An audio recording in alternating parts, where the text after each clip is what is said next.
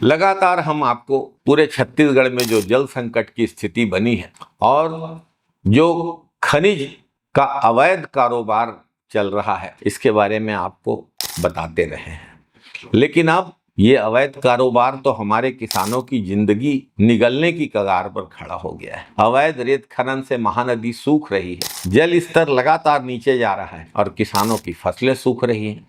आज जल संकट और इससे उत्पन्न हो रहे खेती पर संकट पर बात करेंगे।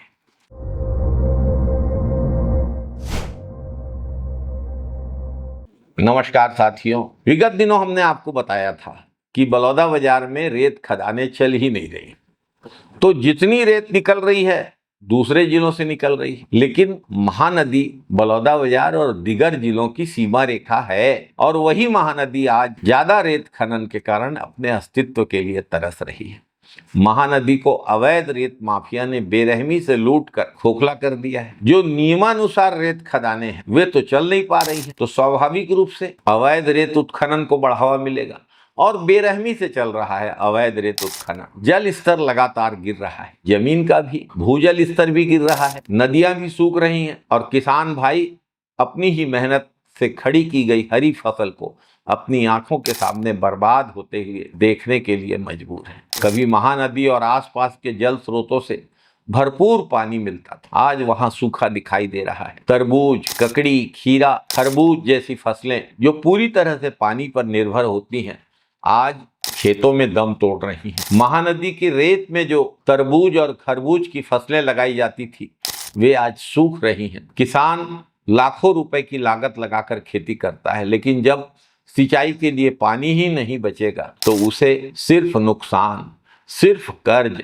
और बेबसी ही हाथ लग रही है। बलौदाबाजार के किसान आज इसी समस्या से पीड़ित हैं। सबसे बड़ा सवाल है कि क्या यह सब केवल प्राकृतिक कारणों से हो रहा है? नहीं, बारिश तो ठीक ठाक हुई है इस साल।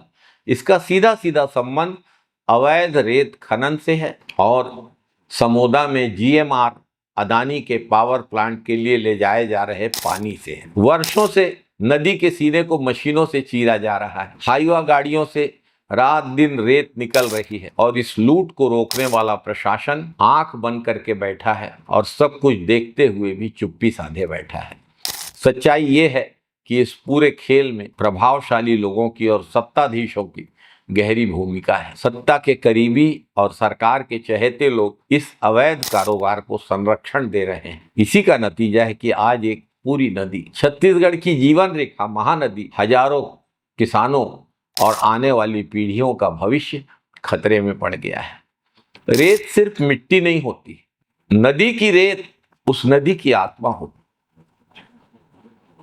वही रेत पानी को रोक कर रखने का काम करती है, वही भूजल स्तर को बनाए रखती है। जब नदी से रेत ही गायब हो जाएगी तो पानी भी गायब हो जाएगा और जब पानी खत्म हो जाएगा तो खेती भी खत्म होगी, नदी के आसपास के गांव का भूजल भी समाप्त हो जाएगा।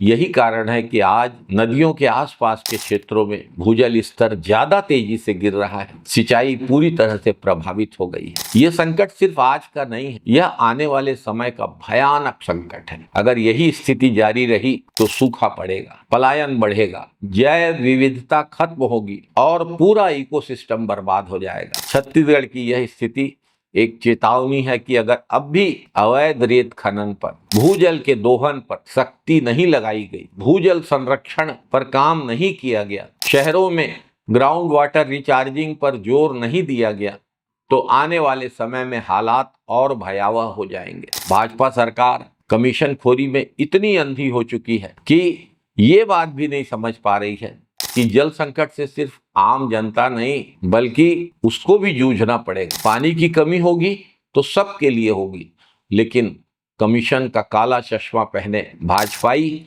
इसे देख पाने में और समझ पाने में असमर्थ है। अब वक्त आ गया है इस पूरे मामले में सख्त और पारदर्शिता पूर्ण कार्यवाही की जाए, प्रशासनिक जवाबदेही तय की जाए, रेत माफियाओं पर सीधा प्रहार किया जाए, स्थानीय लोगों को इस लड़ाई में भागीदार बनाया जाए, क्योंकि लड़ाई सिर्फ रेत की नहीं, पानी की भी है, खेती की भी है, किसानों की भी है, हमारे अस्तित्व की भी है।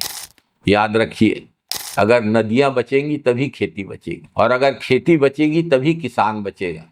अगर किसान बचेगा तभी मानवता बचेगी, और अगर अब भी हम नहीं जागे तो याद रखिए विनाश हमारे दरवाजे पर खड़ा है, कभी भी अंदर आ जाएगा और हम सब देखते रहेंगे। जय छत्तीसगढ़, जय हिंद, वंदे मातरम साथियों।